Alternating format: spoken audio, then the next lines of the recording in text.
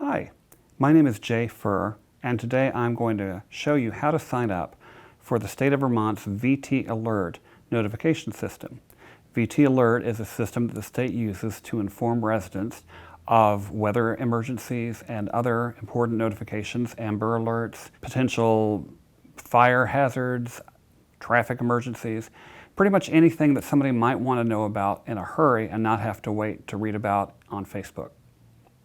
Today we'll look at a whole series of slides talking about how to start signing up, configure your preferences, and go all the way through to where you're actually ready to go and starting to get alerts. What is VT Alert? VT Alert is a state-run system for informing residents of critical information such as weather emergencies, road closures, fire hazards, and much, much more. VT Alerts communicates with residents using a variety of communication means. You can receive text messages, you can receive voice calls, you can get emails, you can get pager notifications, and if you have a TDD, TTY device for the hearing disabled, you can get your messages via that as well. The way VT Alerts works, you've got to set up a login, and then you've got to configure at least one and up to 5 locations in Vermont for which you'd like to receive notifications. So if you live in Richmond but you work in Burlington, you can receive alerts for both locations. Some of these notifications will be coming from the state. So for example, an Amber Alert may be coming from the state. On the other hand, some alerts will be coming from your local town officials. Here in the town of Richmond, for example, our town manager has used VT Alert to notify residents about boil water situations in the wake of recent flooding. So you'll be getting a combination of messages, and it's totally up to you which messages you get. We'll look at how you can configure that you want this kind of weather notification, but not that.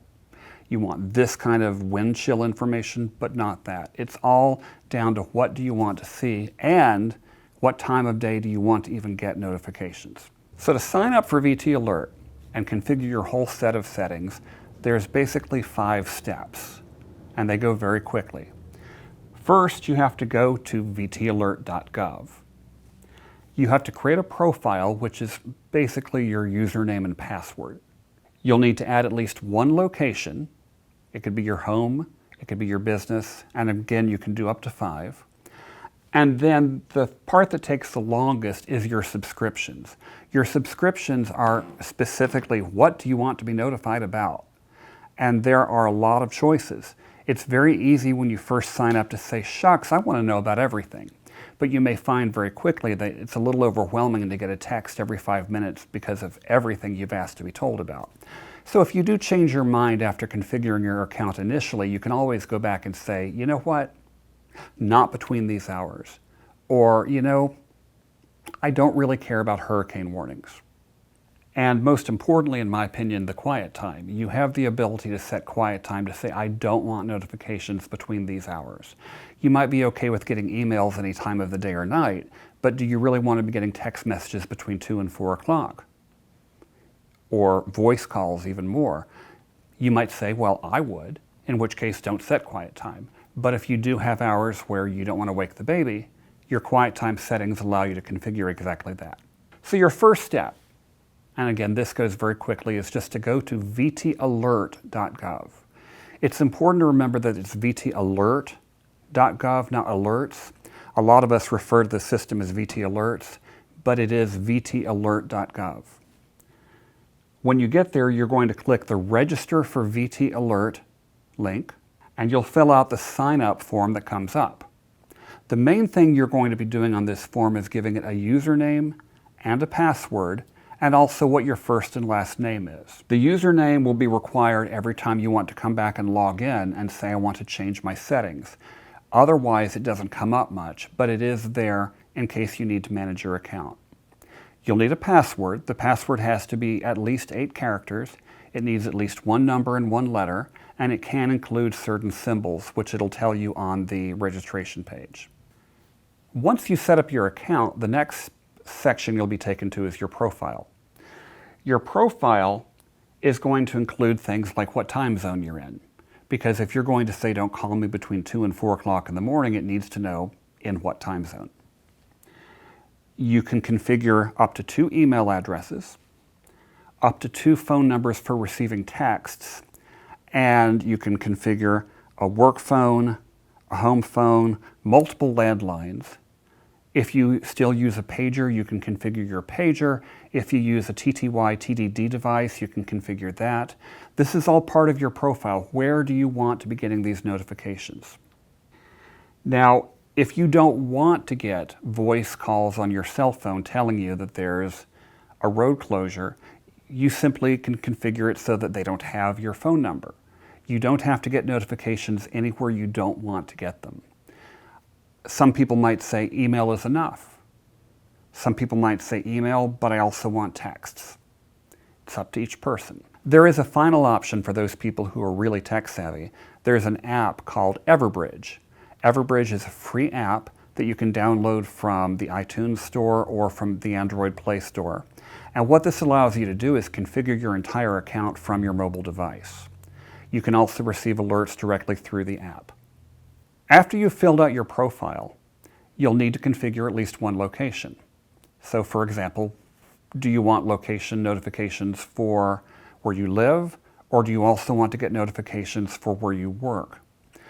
Do you want to get notifications for where your daughter lives or where your cousin lives? Do you want to get notifications for where you keep your boat?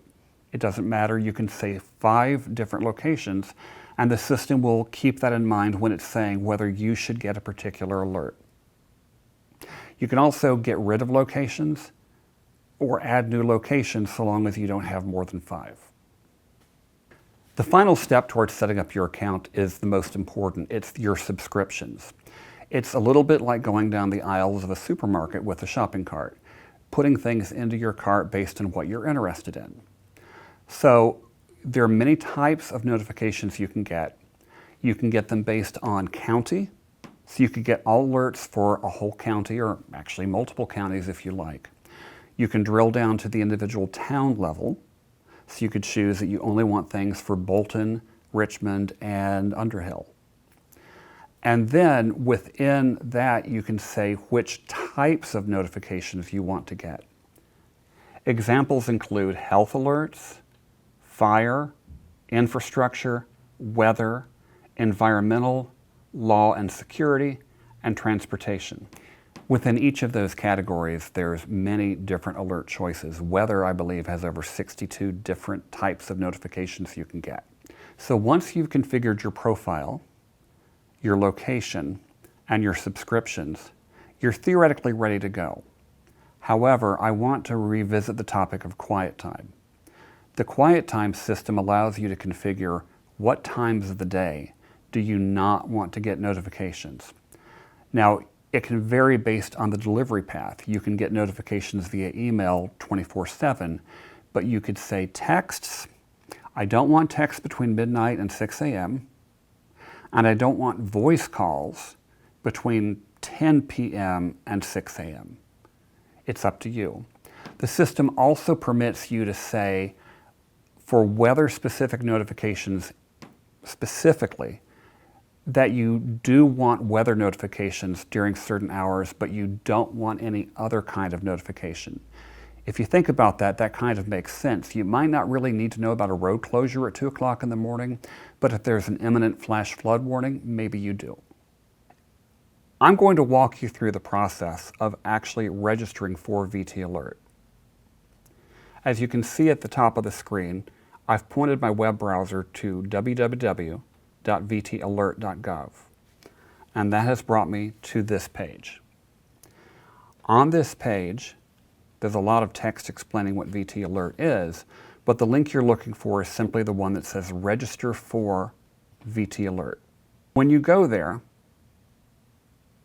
the first thing you're doing is configuring your very basic account settings. The username you wish to use when signing in the future, who you are, what your password is going to be, a security question that you can answer in case you forget your password, and what email address you want associated with your account. You're welcome to use your email address as your username, and sometimes it's easier to remember if you just do that. In this case, I'm going to create a user called demo@email.com. The first name of this user will be demo, and the last name will be user. I'm creating a password, and the rules are it must be at least 8 letters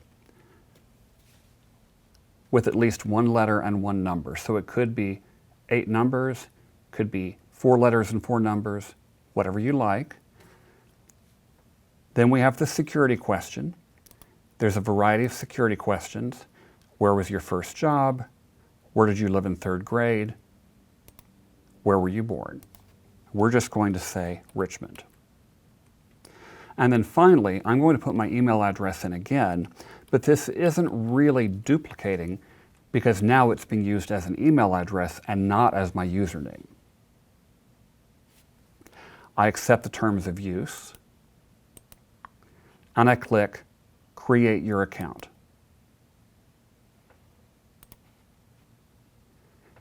Okay, so we have the basic account, but it needs to know some more things about me.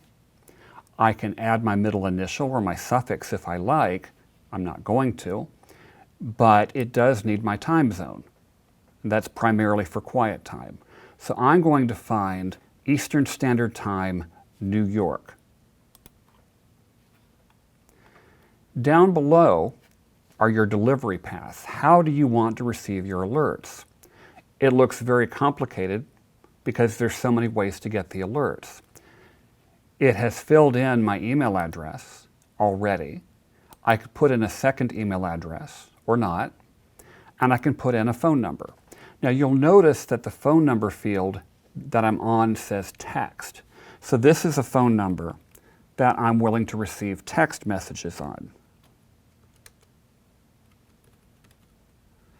Now, if I also want to get voice calls at that same number, I would skip down here to where it says mobile phone, and I can again put in the same number. If you keep looking on down, I could do a second mobile phone, a home phone, a business phone, a device for the hearing impaired, or even a pager. And there is a link at the very bottom for downloading that Everbridge app I referenced from iTunes or from Google Play. So in this case, if I go with these choices, I'm wanting to get my alerts via email, voice call to my cell phone, and text.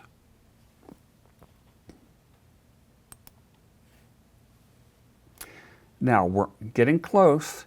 It needs to know 2 more things. Where do I want to tell it that I live, or what location am I interested in? I'm just going to say home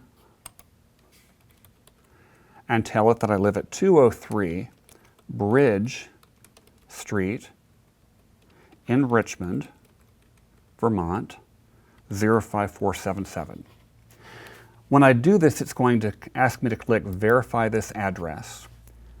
And it simply is saying, do we have this right? I'm simply going to say, yes, that is my address. This is my location. If I want to add where I work, I would keep going by adding another location, but I don't. I'm simply going to say save and continue. Now this is where we're in the supermarket with all the aisles to go through. Here at the top, it's asking us what county we're interested in. Perhaps I don't want all of Chittenden County. I'll click on this little arrow and I see all the towns and cities, including in this case the one I'm interested in, Richmond.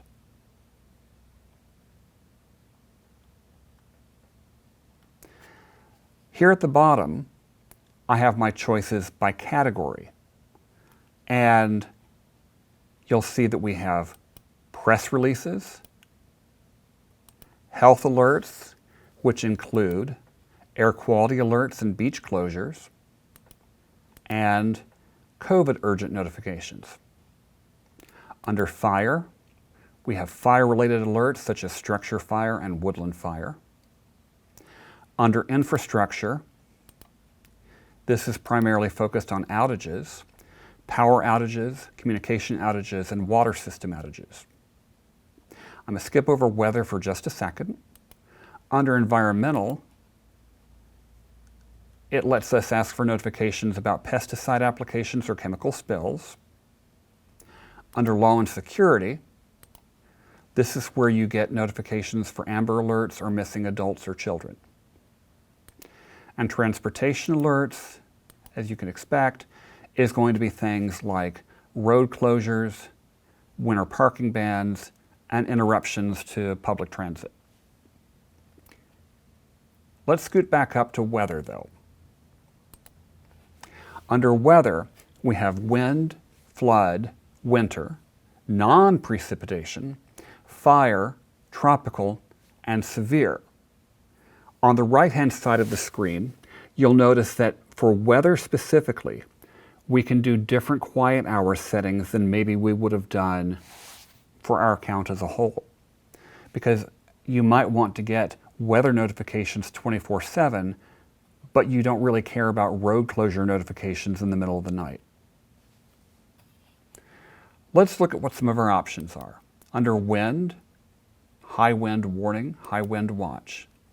Under flood, area flood warning, flash flood warning, flash flood watch, flood warning, flood watch.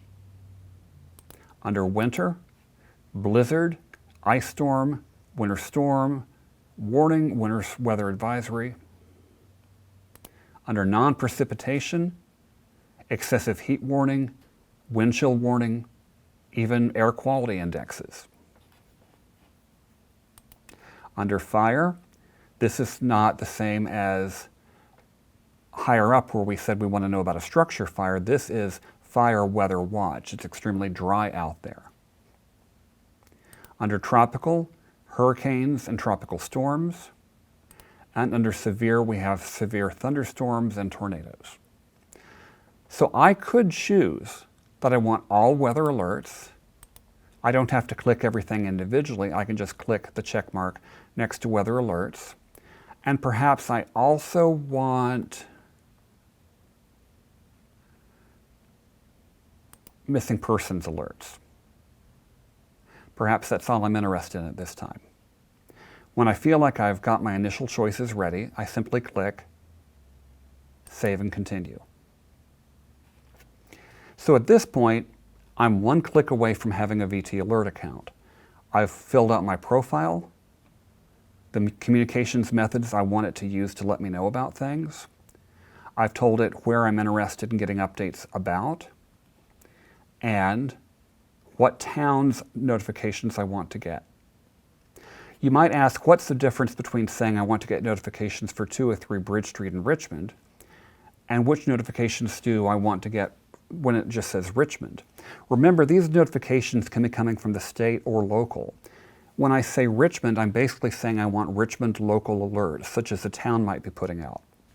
When I say 203 Bridge Street, I'm looking for any notification, perhaps at the state level, saying, I live at this address, please let me know about the flood warning. So it's good to think in both terms. What specific address are you interested in? And also, on a more general basis, what town's notifications do you want to hear about? When I click Finish, my account is officially created, and I will start getting alerts as soon as they come out. Once you've created your initial account with your locations and subscriptions and quiet times, you may find that you start getting more notifications than you wanted, or maybe not the notifications that you wanted, or you want to change what hours of the day you don't want or do want to get notifications.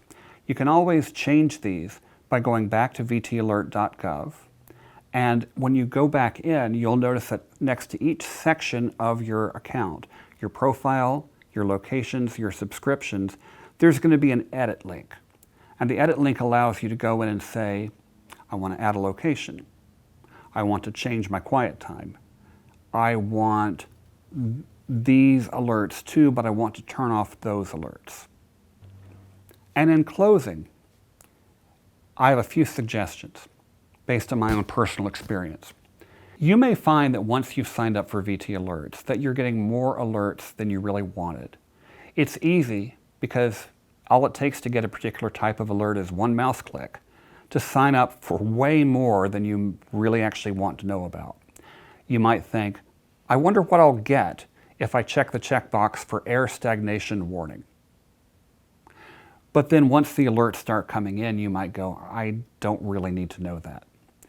It's easy to just say at that point, you know, I'm just going to turn off my account. I'm going to delete or disable my account. I'd advise against doing that. I'd advise instead to kind of look at this as a learning process. You will, over the first couple of weeks of getting alerts, work out which alerts you do want to get and which ones you don't.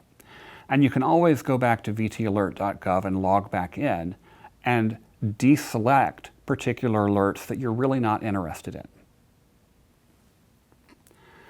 For example, there are 34 distinct types of weather alerts you can get. Do you really want all of those? Do you really need an alert that says there's a wind chill warning? Maybe you do. But if you change your mind and decide, no, I really don't need that, I know to put a code on, you can deselect wind chill without turning off all your other alerts. And of course, some alert types will occur much more often than others. You might check a air stagnation warning alert and never get one if no one ever puts ones out. You might say, I want a road closure warning, only to find that those show up every couple of days at certain times of the year. Make the system work for you by choosing what you want to know. And in so doing, you're going to stay tuned in to what you really need to know about to live, thrive, and survive in Vermont.